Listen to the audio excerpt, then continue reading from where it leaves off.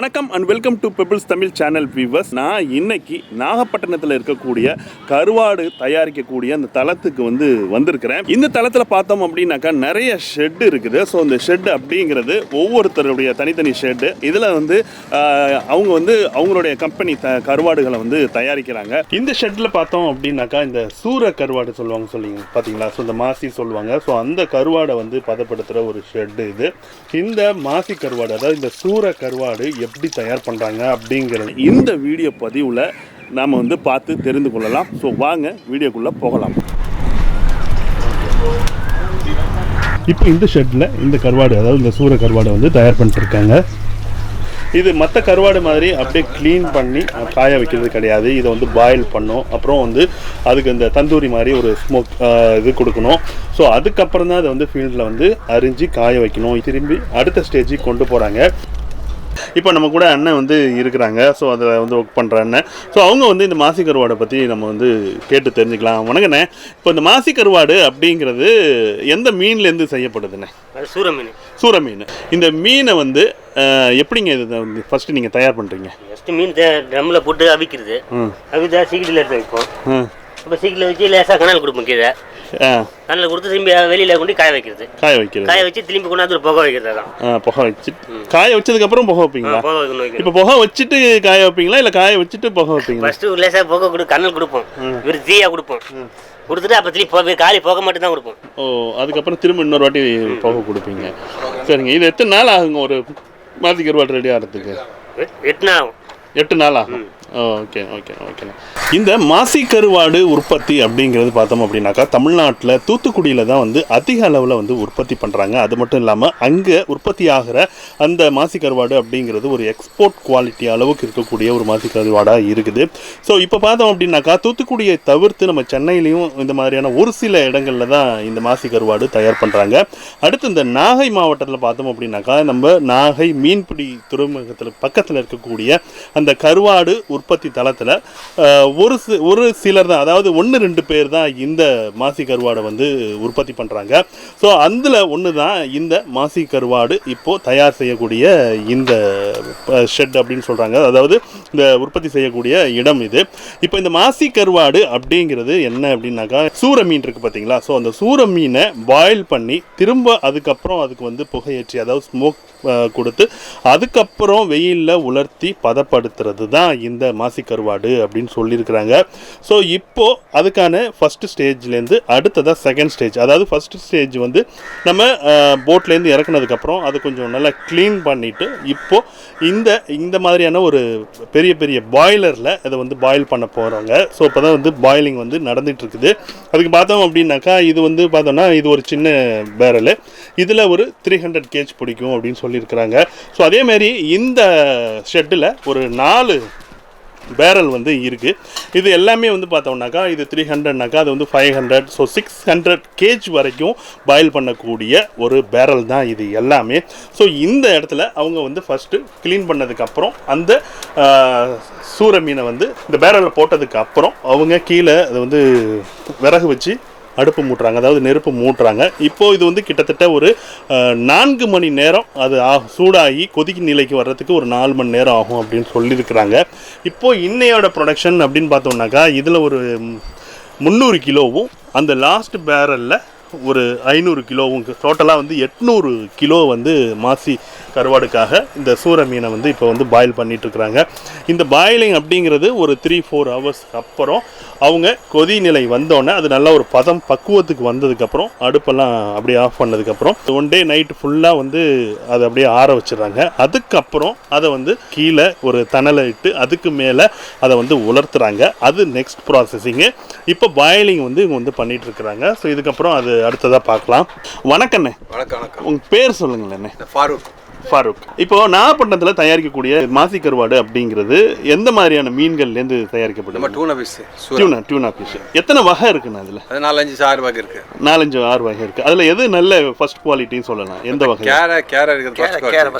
கேர first quality.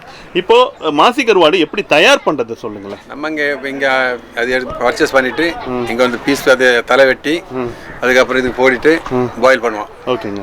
அதுக்கப்புறம் எடுத்துட்டு smoke பண்ணுவோம். ஸ்மோக் பண்ணிட்டு அதுக்கப்புறம் வெயில் வச்சிருவோம். அதுக்கப்புறம் மாஸ் பண்ணுவோம். 1 வீக்லி மாஸ் 8 நாள். ஓகேங்க. திரும்ப அந்த வெயில் வச்சதுக்கு அப்புறம் ஒரு தடவை ஸ்மோக் இருக்கு. ஸோ 2 டைம் வந்து ஸ்மோக் பண்ணுறீங்க. இப்போ இந்த மாசி கருவாடுக்கான இந்த சூர மீன் அப்படிங்கிறது எல்லா சீசன்லயும் உங்களுக்கு கிடைக்குமா? எல்லா சீசனும் கிடைக்காது. எல்லா சீசனும் கிடைக்காது. எப்பயாவது தான் உங்களுக்கு அந்த சீசன் டைம்ல தான் வரும். ஸோ அப்படி வர்றப்போ உங்களுக்கு வந்து எவ்வளோ ஒரு நாளைக்கு மாசி கருவாடு வந்து அதாவது இந்த சூர மீனை வந்து வாங்கி உங்களால் பாயில் பண்ணி ஃபீல்டுக்கு கொண்டு போக முடியும்? ஒரு நாளைக்கு எவ்வளோ ப்ரொடக்ஷன் பண்ணலாம்? 2 டன் 3 டன் இப்படி பண்ணுவோம். 2 டன் 3 டன் நீங்கள் வந்து அது பண்ணலாம். ஸோ ஃபர்ஸ்ட் அது எப்படிங்க நீங்கள் அங்கேருந்து போட்லேருந்து பக்கத்துலேருந்து வாங்கிட்டு வந்துடுறீங்க மீனவர்கிட்டேருந்து. வாங்கினதுக்கப்புறம் அடுத்து என்ன நடக்குங்க? அங்கே அப்போ வாங்கி வந்த அப்புறம் வந்து வாஷ் பண்ணுவோம். வாஷ் பண்ணுவீங்க. வாஷ் பண்ணிட்டு அதுக்கப்புறம் பாயில் பண்ணுவோம். பாயில் பண்ணணும். ஸோ கட் பண்ணி பாயில் பண்ணுவீங்களா இல்லை அப்படியே டேரெக்டாக பாயில் பண்ணுவோம்? கட் பண்ணி போடுவோம், அப்படியே பண்ணுவோம். ஓ, மீனோட சைஸை பொறுத்து செகண்ட் குவாலிட்டி அப்படியே போடுவோம். ஃபர்ஸ்ட் குவாலிட்டி கட் பண்ணுவோம். கட் பண்ணி போட்டுடுவீங்க. ஸோ இது வந்து பாயிலிங் அப்படிங்கிறது ஒரு பாய்லரோட அளவு எவ்வளோ இருக்குங்க? எத்தனை கிலோ பிடிக்குங்க ஒரு பாய்லர்? அது ஒரு 600 kg 500 kg இப்படி. ஸோ இந்த மாதிரி டிஃப்ரெண்டாக இருக்குது. ஸோ இது பாயில் பண்ணுறப்போ அது எவ்வளோ டைம் பாயில் பண்ணுங்க? அது பெருசு இருந்தாலும் 6 மணி 7 மணி எல்லாம் இருக்கும். சின்னதால 3-4 மணி நேரம் பாயில் ஆயிரும். 3 மணி நேரம் 4 மணி நேரத்துக்குள்ள ஒரு பாயிலிங் வந்து நடந்துடும். ஸோ இது அதுக்கப்புறம் இந்த பாயில் ஆனதுக்கப்புறம் அந்த தண்ணி வந்து ரொம்ப ஹீட்டாக இருக்கும். ஸோ அதுக்கப்புறம் நீங்கள் அதை எப்படிங்க எவ்வளோ நேரம் அது ஆறணும்? ஆறுனதுக்கப்புறம் அதுக்கு என்ன பண்ணுவீங்க? அப்புறம் நம்ம காலி பண்ணுவோம். எவ்வளோ டைம் ஆகுங்க அதை நீங்கள் அதுலேருந்து பாய்லர்லேருந்து திரும்பி எடுக்கிறதுக்கு? 1 days. இப்போது மீனை வந்து சாதாரணமாகவே லேசாக சுடுதண்ணி பட்டாலே அவிஞ்சு போயிடும். அதாவது சமைஞ்ச மாதிரி போயிடும், சமைச்சு சாப்பிட்ற மாதிரி போயிடும். இப்போ நீங்கள் வந்து பாயில் பண்ணுறீங்களே இந்த ஃபிஷ்ஷை, இது வந்து சாப்பிட்ற பதத்துக்கு வந்துடுமா? சாப்பிட்றது மாசி பண்ணுவோம். வந்துடும். ஸோ அதுக்கப்புறம் நீங்கள் அதை எடுத்து என்ன பண்ணுறீங்க? அதுக்கப்புறம் செகண்ட் ஸ்டேஜ்னா என்னங்க? இப்போ வந்து அதுக்கப்புறம் எடுத்து ஸ்மோக் போடுவோம். ஸ்மோக் போடுறதுன்னா என்னங்க? ஸ்மோக் அது கொஞ்சம் ஸ்ட்ராங்காக நல்ல ஸ்ட்ராங்காக இல்லைமா வேஸ்ட் கட் ஆயிரும். உடைஞ்சு போயிடும். ஓ, அதுலேருந்து எடுக்கிறப்பே அப்படியே புட்டு மாதிரி உதிரும். ஸ்மோக் போடுறப்போ அது கொஞ்சம் இறுகும். இறுகிறதுனால சரி இந்த ஸ்மோக் தண்ணி ஊறி போய் ஸ்மோக் போனால் ஸ்ட்ராங் ஆயிடும். ஓ, அதில் இருந்த தண்ணி எல்லாம் அப்படியே கீழே ஃபில்டர் ஆகிடும் ஸ்மோக் போடுறப்போ. ஸோ அப்போ கொஞ்சம் ஸ்ட்ராங் ஆகிடும். இந்த ஸ்மோக் போடுறது அப்படிங்கிறது எவ்வளோ டைம் போடணுங்க? அதுக்கு நெருப்பில் இருக்கணும் அது அந்த தணலில்? ஒரு ஈவினிங் 7 மணிக்கு விட்டால் ஒரு 10-11 மணி அப்படியே இருக்கும். 10 மணி வரைக்கும் அது அப்படியே தணல்லே இருந்துகிட்டு இருக்கும். ஸோ அதுக்கப்புறம் நெக்ஸ்ட் ஸ்டேஜ் காலைல எடுத்துட்டு அது நம்ம வெயில் போடுவோம். ஸோ இப்போ வந்து முழுசாக இருக்குது அந்த மீன். அதை எப்படிங்க அதை பீஸ் பண்ணுவீங்க? கத்தியால் 4 பீஸ் ஆயிரும். ஒரு மீனை வந்து உதுத்தோம்னாக்கா 4 பீஸ் ஆகிடும். ஓகேங்க. அந்த பீஸ் ஆனதுக்கப்புறம் அதை வந்து ஃபீல்டுக்கு கொண்டு போயிடுவீங்களா? ஃபீல்டில் கொண்டு போனதுக்கப்புறம் எவ்வளோ டைமிங் அதுக்கு ஆகணும்? 1 வீக் ஆகும். 8 நாள் ஆகும். ஓ, 8 நாள் அது வந்து ஃபுல் வெயிலில் இருக்கணும். நல்ல வெயில் அடித்தாலும் 1 வீக் ஆகுங்களா? 1 வீக் ஆகும். வெயில் இல்லைங்க ஜாஸ்தியாக 10 நாள் 15 நாள். நல்ல வெயில் அடிச்சிச்சுனாக்கா ஒரு 8 டேஸில் இருக்கும். ஸோ அதுக்கப்புறம் அந்த பீஸை என்ன பண்ணுவீங்க? அதுக்கப்புறம் அடுத்த ஸ்டேஜ்னாக்கா நம்ம ட்ரை பண்ண அப்புறம் அதை க்ளீனாக பண்ணிட்டு ஃபுல் க்ளீன் பண்ணிட்டு பேக் பண்ணி நம்ம தூத்துக்குடி அனுப்பிடுவோம் நம்ம கம்பெனி. ஓகேங்க. க்ளீன் பண்ணுறதுங்கிறது என்ன இதுங்க? அது எப்படி க்ளீன் பண்ணுறது? ஏன்னா ஏற்கனவே முள்ள இதில் ப்ரெஷ்ஷில் போட்டுட்டு க்ளீன் பண்ணுறது, ப்ரெஷ் போட்டு க்ளீன் பண்ணிட்டு அனுப்பிடுறது. ஸோ இதுக்கப்புறம் இந்த மீனை வந்து பேக் பண்ணி தூத்துக்குடி அனுப்பிச்சிடுறீங்க. அங்கேருந்து ஸ்ரீலங்கா போயிடும். ஸோ 10 kg பேக் பாக்ஸ் பண்ணுவார், ஸ்ரீலங்கா அனுப்பிடுவார். ஸோ இங்கேருந்து நீங்கள் டேரெக்டாக வேறு எங்கேயும் விற்கிறது எக்ஸ்போர்ட் கிடையாது? நம்ம கம்பெனி இது ஜேவிஎஸ் கம்பெனி. நம்ம இங்கே தயார் பண்ணி நம்ம கம்பெனிக்கு அனுப்பிடுறது. சரிங்க, கொடுக்க மாட்டேன். சரிங்க. நீங்கள் இந்த மாசி கருவாடு இல்லாது வேற என்னென்ன கருவாடுங்க நீங்கள் ப்ரொடக்ஷன்? மாசு கருவாடு கம்மி இருந்தாலும் கொஞ்சம் திருக்கை இதெல்லாம் பண்ணி நம்ம மேங்களூர் அனுப்பிடுவோம். திருக்கையும் நீங்கள் பண்ணிட்டு இருக்கீங்க, திருக்கை கருவாடும் பண்ணுறீங்க. நம்ம மைன் வந்து இதை மாசி கருவாடு தான். மாசி கருவாடுங்கிறது வருஷம் ஃபுல்லாக உங்களுக்கு இல்லை. இப்போ இங்கே வருஷம் ஃபுல்லு கிடைக்காது. ஒரு கேச்சஸ் இருந்தாலும் 2 மாதம் 3 மாதம் இப்போ கிடைக்கும். அதுக்கப்புறம் 40 நாள் இப்போ லீவ் இருப்பீங்க. சரிங்க. இப்போ யாராவது இப்போ உங்களுக்கு வந்து மாசி கருவாடு ஒரு 10 கிலோ 20 கிலோ வேணும் அப்படின்னு சொன்னாக்கா உங்களால கொடுக்க மாட்டேன். ரீட்டைல் கிடையாது, நம்ம கம்பெனிக்கு அனுப்பிடுவோம். கம்பெனி என்னவோ கம்பெனியில் இருந்தால். சரிங்க. மாசி கருவாடில் குவாலிட்டி இருக்குங்களா? ஃபர்ஸ்ட் குவாலிட்டி இருக்கு, ஃபர்ஸ்ட் குவாலிட்டி செகண்ட் குவாலிட்டி இருக்கு. ஃபர்ஸ்ட் குவாலிட்டி செகண்ட் குவாலிட்டி அந்த மாதிரி இருக்கு. அது எப்படிங்க? ஃபர்ஸ்ட் குவாலிட்டி இங்கே கிடைக்காது, லட்சதீவில் கிடைக்கும். ஓ, லட்சதீப் வந்து ஃபர்ஸ்ட் குவாலிட்டி வரும். இங்கே பண்ணுறதால அவ்வளோ அந்த குவாலிட்டி வராது. ஸோ இந்த கருவாடு கெட்டு போகாமல் இருக்குது. இந்த மாசி கருவாடு ரொம்ப நாள் நம்ம வந்து 1 மாதம் 2 மாதம் உங்களுக்கு வைக்கணும் அப்படின்னாக்கா அது எப்படி சேஃபாக வச்சுக்கிறதுங்க? நம்ம புகை போடியால் கெட்டு வராது, கொஞ்சம் கரெக்ட் இருக்குது. நம்ம கொஞ்சம் இது பண்ணிட்டு வச்சுருவோம், பார்க்குவோம். அங்கே ஒரே கடையில் போடாது, அங்கேருந்து இங்கே அங்கேருந்து இருந்தாலும் இன்னொன்றும் ஆகுது. ஒரே கடையில் போட கெட்டு போயிடும். சரிங்க. இப்போ இது வந்து மேக்ஸிமம் ஒரு மாசி கருவாடு அப்படிங்கிறது எவ்வளோ ப்ரைஸ் வருங்க? அதாவது 1 கேஜி அது மார்க்கெட்டு செல்ல முடியாது. எப்படி மார்க்கெட் செல்ல 200 ஆகும், 300 ஆகும், 150 ஆகும். சொல்ல முடியாது. ஸோ ஃபர்ஸ்ட் குவாலிட்டிங்கிறது அது ஒரு ரேட்டு, செகண்ட் குவாலிட்டிங்கிறது ஒரு ரேட்டு. ஸோ இதில் வந்து கழிவுகள்னு ஏதாவது வருங்களா மாசி கருவாடில் வந்து அந்த முள் அதெல்லாம்? அந்த கோழி சிக்கன் ஃபுட்டுக்கு. சிக்கன் அது தீவனத்துக்கு அமைச்சிருவீங்க. ஓகேண்ணே, ரொம்ப சூப்பராக சொன்னீங்க. ஒரு சூறா மீன்லேருந்து எப்படி மாசி கருவாடை எடுக்கிறது அப்படிங்கிறத வந்து நீங்கள் ரொம்ப சூப்பராக சொல்லிடுறீங்க. ரொம்ப நன்றிண்ணா. தேங்க்யூ. இப்போது இந்த இடத்துல இருக்கிற இந்த சூறா மீன்கள் பார்த்தோம் அப்படின்னாக்கா பாயில் பண்ணுறது பார்த்தோம் பார்த்தீங்களா? ஸோ அதுக்கப்புறம் அன்றைக்கி நைட் ஃபுல்லாக கம்ப்ளீட்டாக அது ஆறுனதுக்கு அப்புறம் அந்த பாய்லரில் இருக்கக்கூடிய அந்த பேரல்லேருந்து அந்த மீன்களை எடுத்து இப்படி அழகாக மேலே வந்து அடுக்கி வச்சுருக்குறாங்க. ஸோ இது பார்த்தோம்னாக்கா நமக்கு வந்து இந்த கப்பாப்லாம் செய்வோம் பார்த்தீங்களா? ஸோ அந்த மாதிரியான ஒரு மெத்தட் இது. இதில் அவங்களுக்கு மேலே ஒரு வலை மாதிரி ஒரு கம்பி வலை வந்து வச்சுருக்குறாங்க. கீழே பார்த்தோம் அப்படின்னாக்கா நிறைய அந்த நெருப்பு உண்டாக்குறது, கறி, அப்புறம் வந்து இந்த தேங்காய் மட்டை இதெல்லாம் போட்டு இந்த நெருப்பு உண்டாக்குவாங்க. ஸோ அந்த நெருப்பு எரியறப்போ அது வந்து தணல் மாதிரி இருக்கும். ஸோ அந்த தணலில் அந்த ஹீட்டில் எப்படி ஒரு நம்ம வந்து கப்பாப்லாம் செய்கிறோமோ ஸோ அந்த மாதிரி இந்த மீன்கள் வந்து லேசாக வந்து ஹீட் ஆகும். ஹீட் ஆனதுக்கு அப்புறம் கொஞ்சம் நேரத்துக்கு அப்புறம் ஸோ இந்த மீன்களை எடுத்து உதிர்த்தாங்க அப்படின்னாக்கா 4 பங்காக அது 4 பகுதியாக வந்து பிரியும்.